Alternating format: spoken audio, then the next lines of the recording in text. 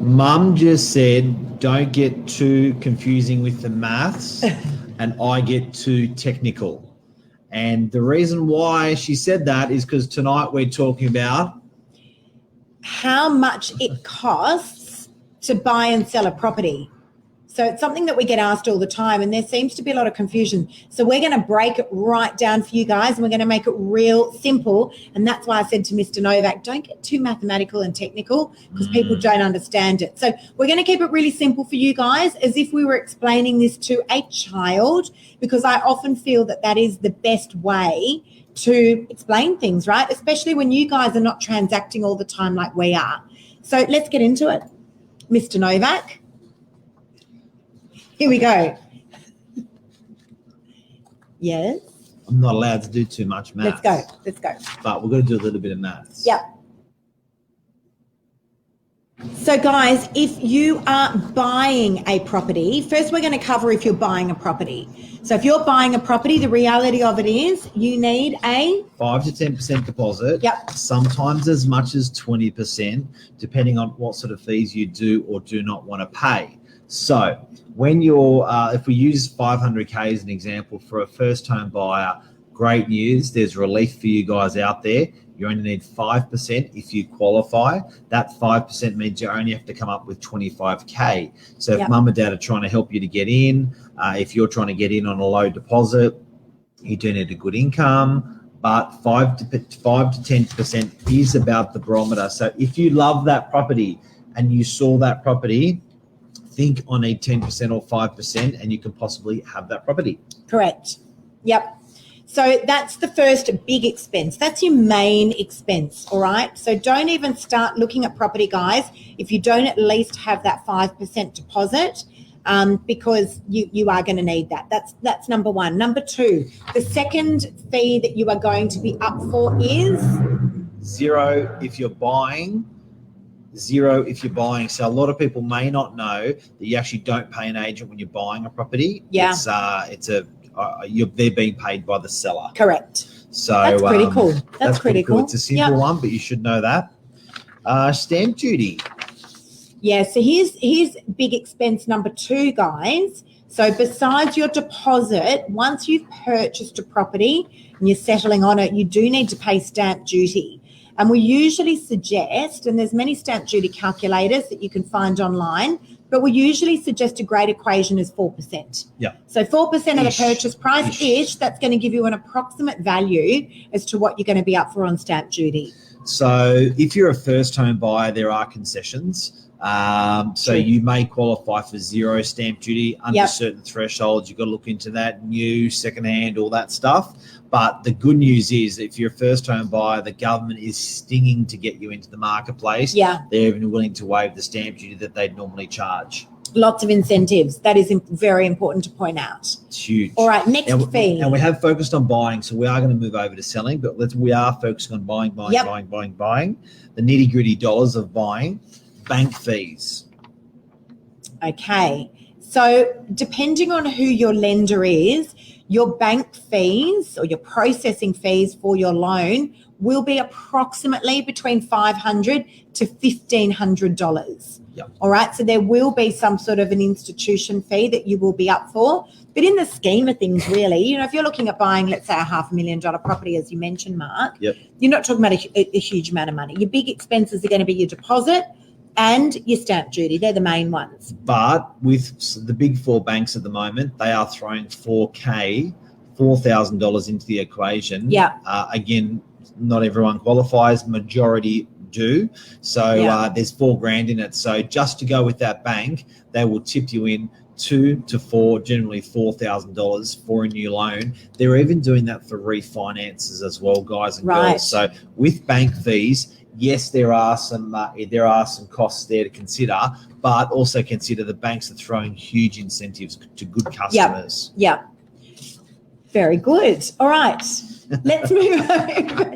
Let's move over now. This is very school teacher tonight. Very school teacher. Yes. I've always thought of myself like a bit of a I school don't know if teacher. I like it, but I like it. It's informative. It is, yes. It's informative. So, guys, next we're going to move over onto sellers. So if you are... No, we're not. No, sorry, we haven't finished yet, guys. Back to buyers.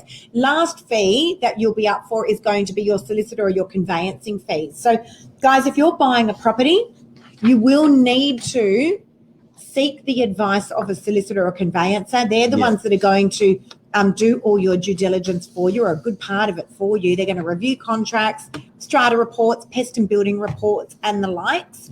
And they're going to charge you a fee for that. And so we're suggesting that about $2,000 is about the ballpark for that. Ish. Give or take, you might find someone at around maybe $1,500. A bit more, units exactly. maybe a bit less. First time buyers that may be nice to you. Yeah, that's about the freight. So buying, I think we've covered most of the things there. Even you have strata searches, checking if the building's all right, building inspections, checking if the house is all right. They will still fall under those solicitors' fees, but that's where it may tip over that $2,000 because of those sort of incidentals that are on there as well. So that's it for our buyers. Let's move to sellers. So if you're selling a property, if you're a vendor, as we call a seller in real estate terminology, technical terminology, you are going to be up for some charges. It's not as tricky as you think. A lot of people out there don't know exactly what the costs associated are with bringing your property onto the market. So let's go over those. Let's go over those now. You're right, Mark. Mark's doing lots of doodling today. I like the doodling. So it is going to be. You ready for it? So on the selling price, how much do you guys reckon you're going to be paying out there for an agent? And it does get a bit tricky. That's how much. And so commissions. Is Anmal, she's saying g'day. G'day. Hey, Anmal. So, guys, commission. So, as an agent, we only get paid on the successful sale of a property. I.e., if you do not sell a property as an agent, we don't get paid. We work for free up until the time that we've successfully sold the property. And so what Mark was showing you there is Mark's suggesting that on average, the general commission rate that you should be paying as a vendor is between 1.5 to 2.5% of the final sale price. Okay, so that's fee number one. That's your biggest fee. I reckon we are one of the last industries in the country that is working for free unless successful. If not successful, free. Plumbers won't do it. Electricians won't do it. Doctors won't do it. There is not generally anywhere in the marketplace. I can't think of many. I was thinking on the way to work this morning when I was cruising, I can't think of any other industries. Let me know if you are an industry that pays for success rate, but it is a risky business.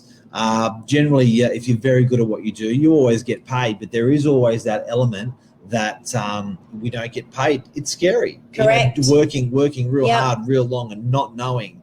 So that's an advantage for sellers, though. It really is. So it's obviously as important to the agent as it is to the seller that we get you sold, all right? Because we only get paid once we have successfully sold you. And again, guys, the commission fee that you should expect to pay is somewhere between 1.5 to 2.5%. All right. That little puppy. Anything under that would be a little bit concerning, and anything over that, you've got to be asking the question why. Mike Booth, good one. Mortgage brokers, success fees. Yes. A mortgage broker will only get paid if they get you the money. Absolutely. If they get you the money. Absolutely the truth. I won't take it away from mortgage brokers, because at the moment their business has changed a lot to how it was 3, 5, 10 years ago. Yeah. But the amount of time and effort that goes in for an agent to generate a sale, although the work I've seen mortgage brokers having to do because of these goddamn rules out there with lending, I reckon that's starting to get up towards the work of real estate agents doing for a sale. So, but they are both industries. You're right, Mike. They are both industries where you're basically not getting paid unless you actually succeed in full. So as an agent, we're extremely motivated to get your property sold as well. Yeah. And then I think there's one thing that we shouldn't dismiss, and that is our reputation. So there's a lot of vendors that suggest that, we just want to get a property sold because we want to get our commission. I mean, a business like ours, Mark, where we've been running our own business for 19 years, is only built on reputation. So it's critical that we're getting the best price for our vendors. But biggest cost factor, guys, for you sellers is going to be commission. Second cost. Marketing. How much do you reckon, guys, you should be paying for marketing? I'd love to know. What do you reckon the number is? Give me a number. Like we're paying jackpot. Yeah. So what have you got there, Mark? 14K too? Your hands over so it. I've got 1%. So 1%, 500 grand, 5K, $1 million, 10K. It's probably a bit rich. It's always been the measure, 1%. There's actually a downward pressure on it.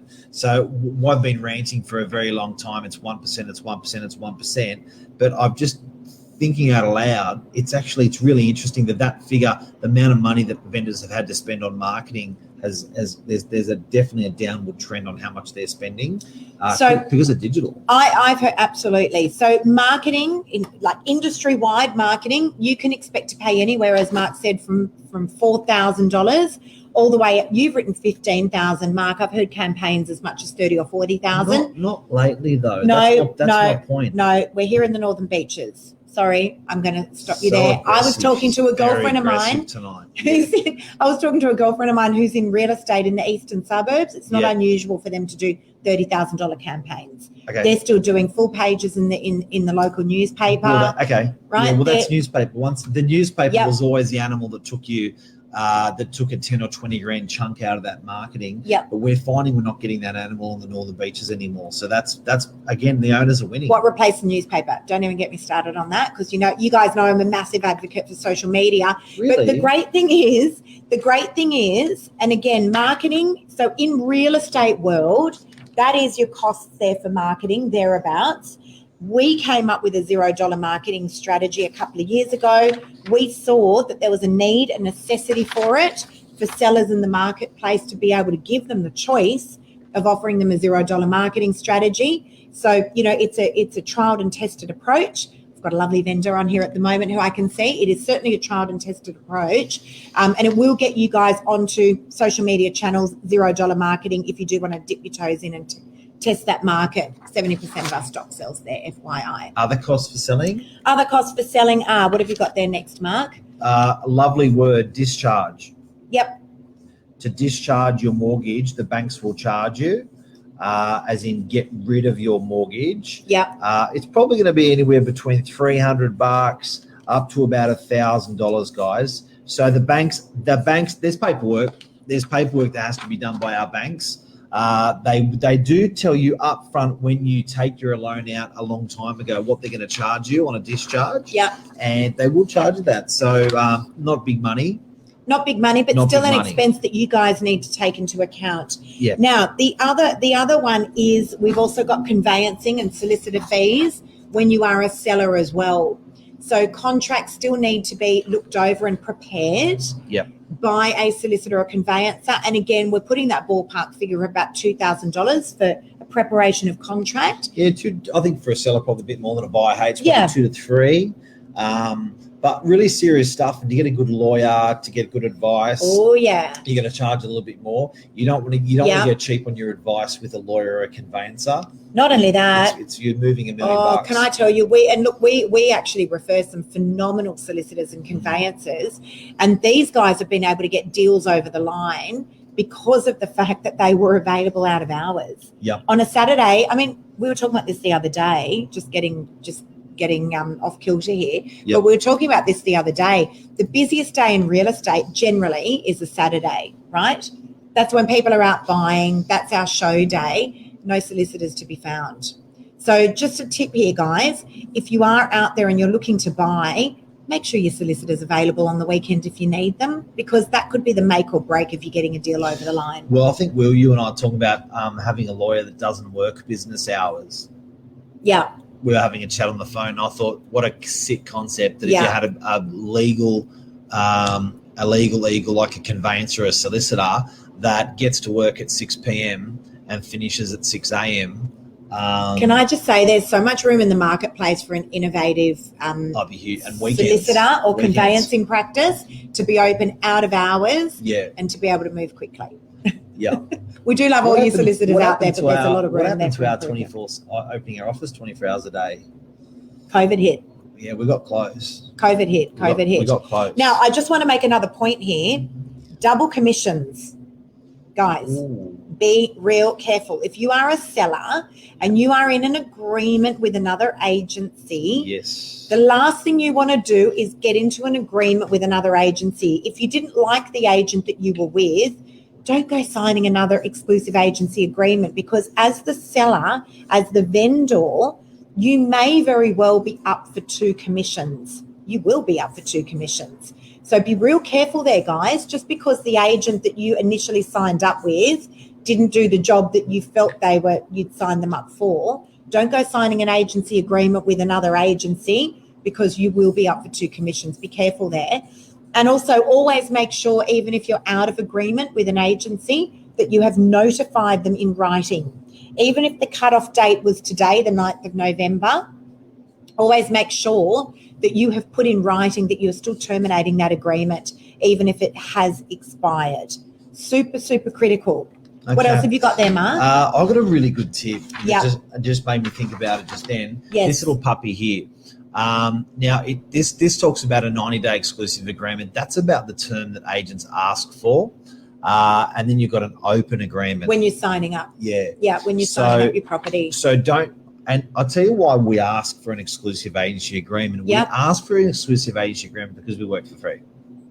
We want to have some sort of guarantee, any guarantee, if we're not going to get money, some guarantee of time to give us time to sell the property. That's why an agent asks for exclusive. But if you're ever deliberating on an agent and you got, we're talking about selling here, the do's and the costs of buying and selling. Yeah. This can be a significant cost if you don't structure this right, because 90-day agreement, don't like the agent, 90 days change. 120-day agreement, a lot of stuff goes down in 120 days. But just remember, you're in control of selling, guys. You are the boss. You have paid for the asset over 30 years or 20 years or 40 years. They're your terms. So you've got to sort of come to an arrangement with an agent. Yeah? I love this, because so many people don't realise. So, I'll often say to a vendor, if they're going to go with another agent, doesn't happen often, but it does happen sometimes. If they're going to go with another agent, I always say to them, enter into a shorter agreement, because the agent that you're signing the agreement with may not be the agent that you think they are in a couple of weeks' time. Yeah. You've signed up with X. Next minute, they've got little Johnny, the assistant, turning up to your open homes. Next minute, you've been sitting around on the market for way too long. You're not happy. You can't get out of a big, lengthy agreement. It's true. Negotiate a shorter agreement. All right. You can stay in it. The agreement will roll on until you've terminated it. But sign into the shorter agreement in case the person you sign up with is not the person that you actually find out, the agent that you find out. Sometimes they may just break your heart after 30 days or 14 days and really leave a sour taste in your mouth. And if you're wedded to that person for 90 days, you don't really have an out. Now, it is your property. It is your asset. If you do have that trust, it's a beautiful way to endorse your agent. I really believe in being loyal to people and trusting people. And I think you get that mirrored back. I think as a seller, to offer that guarantee of 90 days, it's a beautiful thing. But sometimes you're just up against a wall. You may have bought a property and you're like, you know what? I love you like 10 out of 10, Mr. Real and Miss or Mrs. Real Estate Agent, but I just can't do 90 days. I can only do 30. Let's get a result. You're saying you can get it done in 30. Doesn't work at 30. Let's talk about the next 30. I always give people the option. Cool. I actually give them the option up front. Our agreement, just to be very transparent, is 120 days. Now, if I'm sitting opposite a vendor, I'll always say, look, let's do what you're comfortable with. Yeah. Because I know that I'm going to build that relationship with my vendor straight away. Yeah. And I know that I'm going to work hard and do everything right by them. And so they've got no reason to leave. But I'd always, rather that we started off on their terms so that they didn't feel like they were going to be locked into something that they didn't know or with someone that they didn't know. And guys, you think about it, I'd love to hear your feedback as well. Yeah. let's talk about contracts that were exclusive for 12 or 24 or 36 months that are no longer. People used to stick with their bank for the whole time of the loan. Yeah. I remember my parents had the bank passbook. My mum used to go to the ANZ Bank in Chatswood to pay the mortgage once a month, and it stayed with ANZ the whole time. Times have changed. Yeah. So my point is the contracts aren't sexy anymore. People are not attracted to short or long-term contracts. Telstra won't sign you up on a contract anymore, for Christ's sake. They're like really old-fashioned. So I think at the end of the day, they're probably getting to be a little bit extinct, these contracts. So guys, just be careful. And why that's important and why we call it a selling cost is if you don't get that agency agreement right, you may be up for 2 commissions if you engage 2 agents at an exclusive at the same time, or 3 agents. You've got to be really careful. That's right. There was something else now it's just slipped my mind. The other thing is commission. Just getting back to commission. We only get paid commission on settlement, okay, most of the time, unless it's been negotiated another way. But as agents, we only get paid on the exchange, on the settlement. All right. So we will hold the deposit in our trust account, and we are not able to touch that money. It sits in a trust account. So as agents, we only get paid that money on settlement. So usually a standard settlement 6 weeks, right? Yep. Shorter settlement could be 4 weeks, but sometimes settlements can go for 6 months. So as agents, we have to ride that out for 6 months, not get paid, even though we did the good hard work 6 months beforehand. All right, I think that's critical to know as well. With marketing fees as well, just while we're talking money, most of the time, any marketing fees that are payable up front. And the reason that is because, and it's a question that I get asked all the time, I know we as an agency do, do I need to pay the marketing fees now? The short answer is yes. And the reason why is because these are third-party providers. Realestate.com, the photographer, the drone guy, they don't want to wait until you've settled on your property and got your money to get paid. They're not banks. Yep. They've got bills to pay. So that's why generally marketing fees are paid up front. As an agency, we actually have a pay now or pay later option, but we also have a $0 marketing option as well. That's not common in the industry. It's not a common. It's not a common option. It's a weapon. People love it. It's been phenomenal. So it's been a real honeypot for us with clients. They've really enjoyed us being able to take the approach, not having to extract big money out of the client early. They can actually go into it slowly if they wish. Put their foot in the water. Yep, that's the price I was thinking. Yeah. Let's go hard. Or yep, that's the price I was thinking. I'll take it. Or no. It's not really what I was thinking, but I haven't lost any money. But Mark, we had this conversation the other day. I was doing some training the other day with some other real estate agencies, and I said, guys, you go to a restaurant and there's a menu with options there. Well, why wouldn't we have the same in the real estate industry? Yeah. So give sellers options. Not every seller, A, has the money. B, really wants to sell, is motivated only by price. And so they don't want to fork out $5,000 or $6,000 in marketing just to test the market. It's well said. So give people options, and I think that's critical. What else have we got to cover on this topic? This is a great topic, actually. This is hard info to find. I want to say hi to a couple of people. I want to say hi to the lovely Naomi. I can see you watching. Thank you so much. Romper room. Thank you so much for your comments, guys. Hey to Mike and Sasha and Anmol. Hello to everyone, guys. Thank you so much for tuning in. We hope this info has been really, really helpful for you. If anything helps you in this, tag a friend, because that helps us as well. 100%. Get the message out there. Share it. Tag your buddy in it. Share it. Get it out there. It helps us. Helps you. Helps your buddies. I think that's a wrap. We pretty much Trump's won. No, we didn't. Sorry, not Trump. I just did a Biden. I just had a Biden moment. Trump. You know what? He doesn't watch the news very often. No, I did that. I got on red. Hey, not Biden. The Trump thing's over. Biden. Yeah. So one thing that I was saying, I don't ever feel, and I know you should talk about political stuff, but I don't ever feel it was a Biden race. I always felt it was a Trump win or a Trump lose race. There was never the Biden sort of, it was either he certainly wasn't as aggressive. No. The campaign wasn't as aggressive. Trump's won. I still think he's won in my mind, though. Am I trying to backtrack He on probably this? thinks he's won in his mind too. But can I just say, someone said something to me today about, what's going on in America and what did I think? And I said, you know what? it's important, but I don't know that it's that important to us. And I think in life we tend to get consumed with things that just don't really concern us. I'm very good at staying focused. Oh, it took away a month of media life. But people were talking about it, and like, we love America, and yes, we understand that America is really the pinnacle of the world. Sorry, China, but you know, it is. But I just think, like, don't worry about concerning yourself with things that don't really concern us. It's not our country, and that's great. And like, good luck, may the best man win, you know. But it's been interesting. I must say the debate was pretty funny to watch. Yeah, but it's like watching the Kardashians. I don't know. It's very, very interesting. It's been very. Why do they say Trump's won? Because you just, I don't know. I'm not even going to say. I don't want to get ourselves in hot water. I don't want to get ourselves in hot water. Yeah, I just feel. Yeah, I don't know. I just feel like he's. Yeah, I don't mind. So, you know, I like both of them.